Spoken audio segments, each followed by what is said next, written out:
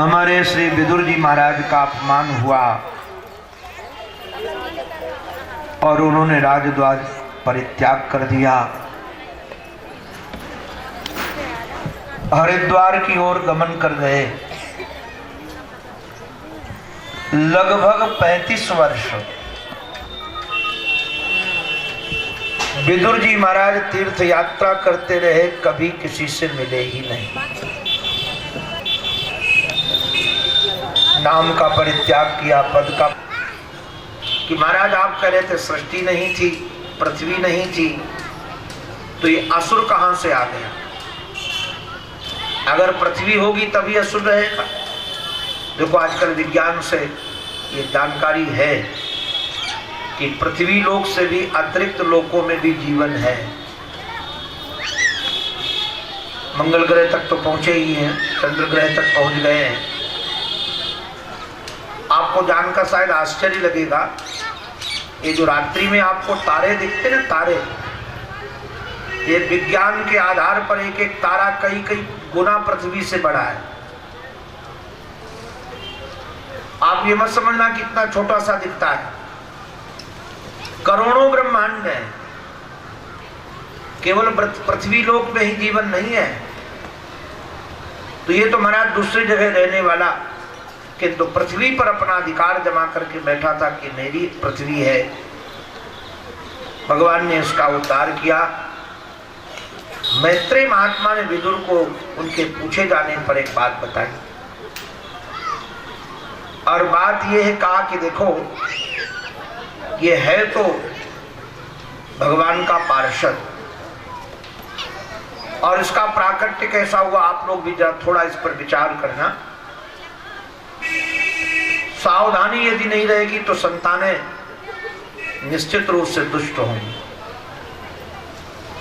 अभी कल हमारे पास कुछ सज्जन आए थे दमोह से, एक बालिका साथ में थी। उन्होंने बताया कि महाराज कई 8-10 ऑपरेशन हो चुके हैं। जब वो पैदा हुई थी उसके मुख ही नहीं था, न नाक न मुख, एकदम सपाट ऐसे चेहरा था। तो हमने पूछ लिया कि कारण क्या है।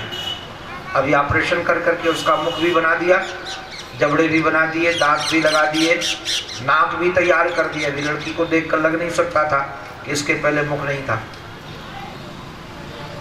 तो मैंने उनसे प्रश्न किया कि इसको ऐसा हुआ कैसे, तो तुरंत उन्होंने बड़ा बढ़िया उत्तर दिया। इसको ध्यान रखने लायक है, कभी भी सावधान रहो।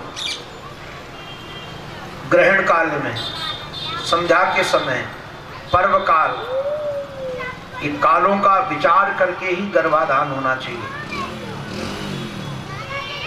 अगर पर्व काल में गर्भाधान होगा, जैसे ग्रहण काल है और ग्रहण काल में गर्भाधान हो गया, तो संतान निश्चित रूप से अपाहिज पैदा होगी। तो बताया कि महात्मा पूर्व कल्प में महात्मा कश्यप अपने यज्ञशाला में बैठकर संध्या वंदन कर रहे थे। संध्या का समय था, सूर्यास्त होने वाला था। तब तक दिति के मन में काम का संचार हो गया और वह अपने पति के पास में आकर प्रार्थना की, हमको संतान चाहिए। ऋषि ने कहा कि देवी संध्या के समय 4 काम नहीं करना चाहिए। आप लोग भी थोड़ा ध्यान रखना।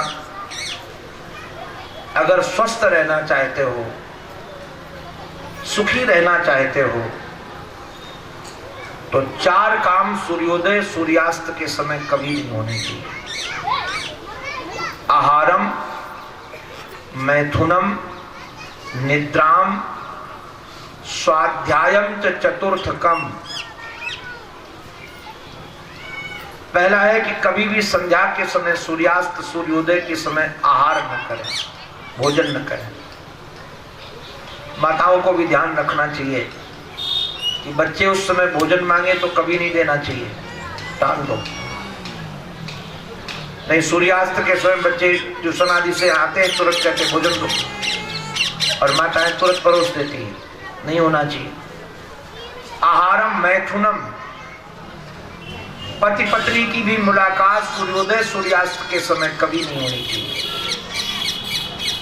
आहारम मैथुनम स्वाध्यायम, स्वाध्याय कभी पढ़ो भी नहीं, और निद्राम। मैं आज सच कह रहा हूं, मैं तो घूमता रहता हूं। आज शहरों के लोग सावधान हो रहे हैं और गांवों के लोग असावधान हो रहे हैं। छोटे छोटे कस्बे में लोग असावधान हो रहे हैं। अभी हम शहरों में जाते हैं, पार्क में सुबह सुबह 5 बजे तो घूमते हुए लोग मिलते हैं, और छोटे छोटे कस्बों में लोग 10 बजे सो के जगते हैं। गांव वाले तो और मौज में रहते हैं, फिर चिल्लाते हैं दौड़ते रहो डॉक्टरों के पास। अगर सुखी रहना चाहते हो तो कभी भी सूर्योदय के समय सोना नहीं चाहिए, ब्राह्म मुहूर्त में उठना चाहिए। अगर आप ब्राह्म मुहूर्त में उठते हो तो आप स्वस्थ रहोगे। स्वस्थ रहने के लिए कुछ नियम चाहिए। एक तो आहारम मैथुनम निद्राम स्वाध्यायम च चतुर्थकम, ये 4 चीजें आप लोग संध्या के समय पर्व काल आदि में रोको। किंतु कामातुराणाम भयम लज्जा, उस देवी के चित्त में काम सवार था। कामातुराणाम भयम लज्जा लोभातुराणाम गुरुर न बंधो। नीतिकार कहते हैं जब चित्त में काम सवार होता है तो भय और लज्जा का अपहरण हो जाता है। अब देखो इतने खतरनाक कानून बन गए कि विचार करने वाले को फांसी की तक सजा है, किंतु कानून बन जाने के बाद भी क्या संख्या कम हुई विचार की? क्या अनुशासन लगा? क्यों नहीं लग रहा है अनुशासन? कि जब काम चित्त में सवार हो जाता है तो भय चला जाता है, उसको बात की परवाह नहीं होती कि हमको क्या होगा, जो होगा देख लेंगे। अभी तो प्रवृत्ति है, और लज्जा भी नहीं रहती है। ऐसे लोभातुराणाम गुरुर न बंधो, जब चित्त लोभ से भर जाता है तो न अपने गुरु को छोड़े न अपने भाई को छोड़े। उसको लगता है कि कैसे भी बस धन हमको मिलना चाहिए, धन मिलना चाहिए, धन मिलना चाहिए। इस देवी को बहुत समझाया था ऋषि ने, इस समय संध्या के समय गर्भाधान ठीक नहीं है, किंतु वो मानी नहीं। हमारे महाराज श्री एक बात कहते हैं कि बड़े पुरुष महद पुरुष जितने हुए हैं वो जिद्दी नहीं होते और दुराग्रही नहीं होते। कई लोग इतने जिद्दी होते जो मैं कहूं सो ही होना चाहिए, और महद पुरुषों का स्वभाव है अपनी बात कह देते हैं कि भाई ऐसा करो, तुम्हारा मन हो तो मानो और ना मन हो तो ना मानो, तुम्हारी मौत। मना करने के बाद भी देवी जब नहीं मानी, निर्लज्ज होकर ऋषि का आंचल पकड़ लिया, तो ऋषि ने गर्भाधान तो किया, और गर्भाधान करने के बाद जब वह पुनः स्नान करके संध्या वंदन करने के लिए गोपविद बदल कर बैठे, उसका कामज्वर शांत हुआ और उसको नारायण ये सबसे अच्छी पहचान है, सुधार के चांस है। मैं कई बार लोगों को कहता हूं, जिसको गलत काम करने के बाद कभी पश्चाताप नहीं होता, उसके जीवन में कभी सुधार के चांस नहीं होते। अपने से कोई गलती हो जाए, पश्चाताप माने सीधा साधा अर्थ है पश्चातापा, बाद में हमको गिल्टी महसूस हो, अरे मेरे से ये काम बन गया। और जिसके जीवन में पश्चाताप होता है उसके जीवन में सुधार के चांस होते हैं, क्योंकि उसको कष्ट होता है कि मेरे से अपराध हुआ है, वो रोने लगी, मेरे से कष्ट हुआ है, अपराध हुआ है, हमको भगवान शंकर माफ करें, आप माफ करो। ऋषि ने कहा कि एक बात कहूं, अपराध तो अब यह है कि बेटे तो तुम्हारे असुर ही होंगे, किंतु पश्चाताप का फल ये होगा कि तुम्हारे बेटे का बेटा भागवत होगा, भक्त होगा।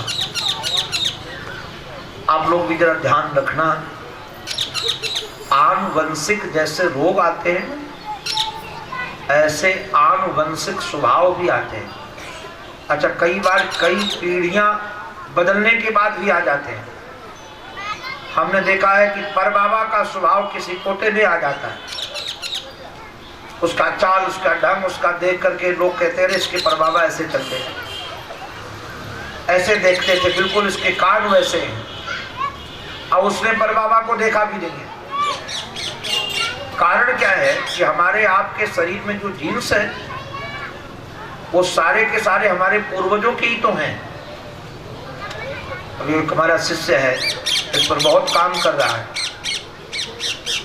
पहले लोग कहते थे कि तुम्हारा नारा गड़ा है क्या इस घर में, तो जो नालक छेदन क्रिया होती थी वो नारा जो माँ की नाभि से जुड़ा रहता था, जिससे उसको भोजन मिलता था, इस पर बहुत रिसर्च चल रहे हैं।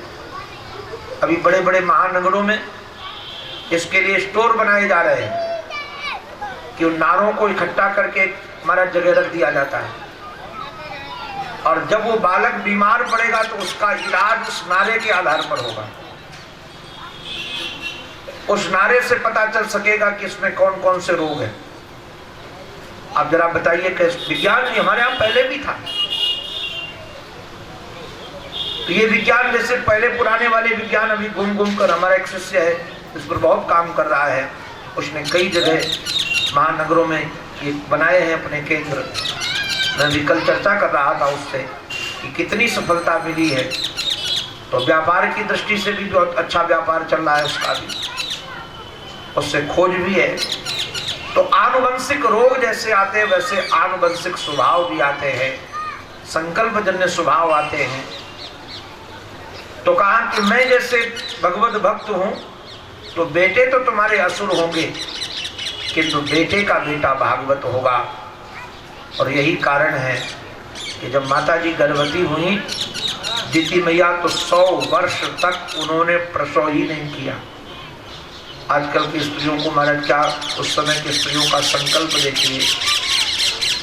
उनको लगता था कि बच्चे यदि पैदा हो जाएंगे तो समाज में अत्याचार, दुराचार, पापाचार करेंगे, तो गर्भ में ही बने रहें। किंतु बाद में गर्भ में रहते हुए भी प्रभाव उनका समाज में पड़ने लगा। प्रार्थना की, तब ब्रह्मा जी महाराज ने बताया ऋषियों को कि अरे इनके गर्भ में तो भगवान के भक्त हैं। अब विदुर जी महाराज और कंफ्यूज हो गए। अभी कह रहे थे कि असुर हैं, अब कह रहे भगवान के भक्त हैं। बोले महाराज क्या कह रहे हैं आप, बताओ तो सही। बोले हाँ, भगवान के भक्त पार्षद हैं। ये पार्षद और असुर कैसे? तब बताया, देखो भाई एक बात कहें, भगवान के संकल्प को जो साकार कर दे उसे संत कहते हैं। संत का अपना संकल्प कुछ नहीं होता है, वो संत एक भगवान का यंत्र होता है। जैसे भगवान के चरणों में समर्पित हुआ, तो जो जो करवाना चाहते हैं भगवान वो संत करता रहता, अपनी बुद्धि नहीं लगाता उसमें। तो हमारे महाराज श्री सुनाते थे कि एक नाव में कुछ लोग बैठे थे और अकस्मात नाव में नीचे छिद्र हो गया, पानी भरने लगा। तो सब लोग तो बेचारे चुल्लू भर भर के नाव का पानी बाहर फेंकने लगे, कई लोग छिद्र बंद करने का प्रयास करने लगे। किंतु उसमें एक संत बैठे थे, उनके पास पानी का पात्र रखने का कमंडलू था। वो तो महाराज पानी निकालते नहीं थे, भर भर के नाव में डालते थे। वो सब निकाले और वो भर के डाले। लोग पकड़ पकड़ कर हार गए, बाबा माना ही नहीं। किंतु जब नाव किनारे पहुंच गई तब महात्मा जी पानी निकालने लगे। तो कई लोगों ने हाथ जोड़ करके कहा, बाबा जी बुद्धि ठीक है कि नहीं? जब नाव डूब रही थी तब पानी भर रहे थे, बच गई तो पानी निकाल रहे हो। महात्मा ने हंस करके कहा, मैं उनका चेला हूं, मुझे लगा कि उनको डुबाने का मन है तो मैं भी उनका सहयोग कर रहा था, और अब वो बचा लिए तो उनका सहयोग कर रहा हूं। मैं तो उनके हाँ में हाँ करता हूं। तो भगवान जो करना चाहते हैं वो संतों से करवाते हैं। जैसे अपने वंश को नष्ट करवाना था, संतों से करवा दिया। ऐसे भगवान को समाज में एक पाठ प्रस्तुत करना था। पाठ क्या प्रस्तुत करना था? एक मंचन करना था। मंचन ये करना था कि समाज में दो चीजें, धर्म और अधर्म। अब निश्चित रूप से अधर्म जो होता है, आप देखना, अधार्मिक व्यक्ति पद में, पैसे में, व्यवस्था में बहुत बड़ा होता है। आप देखना, इसको और अनुभव करना। जितनी फिल्में बनती हैं उन फिल्मों को देखना आप गौर से। आजकल लोगों को फिल्म देखने भी नहीं आता। प्रत्येक फिल्म कुछ न कुछ हमको सिखाती है, किंतु हम क्या सीखते हैं वो अलग बात है, किस एंगल से देखते हैं वो अलग बात है। तो प्रत्येक फिल्म में लगभग ये दर्शाया जाता है कि खलनायक पद से, पैसे से, बल से बहुत बड़ा होता है। उसके पास सारे अधिकारी होते हैं, सारा उसके साथ समाज पैसा वाले जुड़े होते हैं, और नायक एक छोटा सा गरीब घर का निकलता है। उसके पास अपनी गाड़ी भी न हो, उसके पास अकेला होता है। किंतु शायद आज तक कोई फिल्म ऐसी नहीं बनी होगी कि खलनायक जीता हो और नायक हार गया हो। बाद में खलनायक को पीड़ा बहुत सहनी पड़ती है, किंतु विजय नायक की होती है। मैं कई बार एक वाक्य बोलता हूँ, सत्य परेशान होता है किंतु परास्त नहीं होता। अगर सत्य के पथ पर आप चलना चाहते हो तो परेशानियों से डरना मत, विजय तुम्हारी है। क्योंकि सत्य को परेशान होना पड़ेगा। तो भगवान को एक पाठ दिखाना था कि एक खलनायक है और एक नायक है। अब खलनायक किसको बनाया जाए? मैं कई बार हंस करके कहता हूं कि मंच में दो आदमी का पाठ दिया जाए। एक का पाठ दिया जाए दुश्मन का और बलवान हो, दूसरा दुश्मन उसका हो कमजोर हो, और पाठ में भी दुश्मन हो और पहले भी दुश्मन हो। तो जब पाठ करने का मौका मिलेगा तो छोड़ेगा, सोचेगा इस बहाने पिटाई का मौका मिला, पीट लो।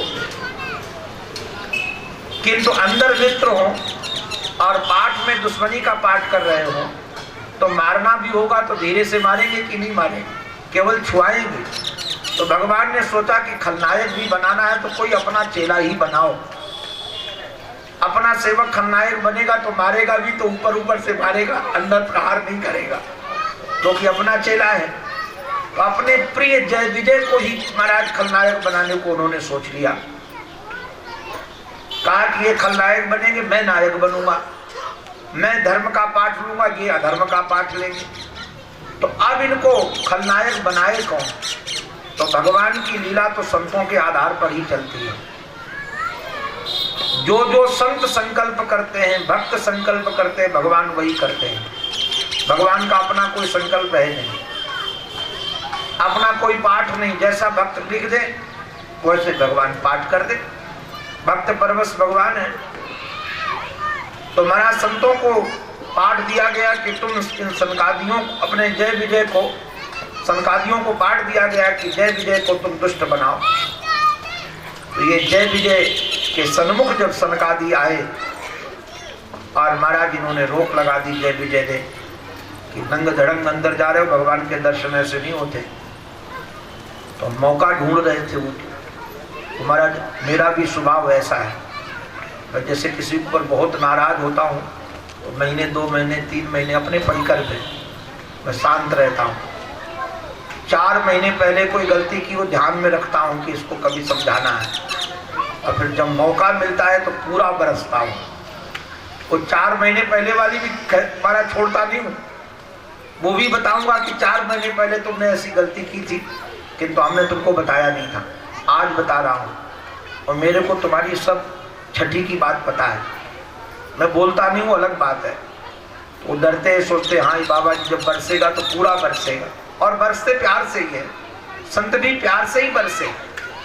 उन्होंने कहा अरे कुलांगारो, अब गलती तो छोटी सी थी, किंतु पहले से भी योजना बना के आए थे कि गलती मिले और हम बरसें।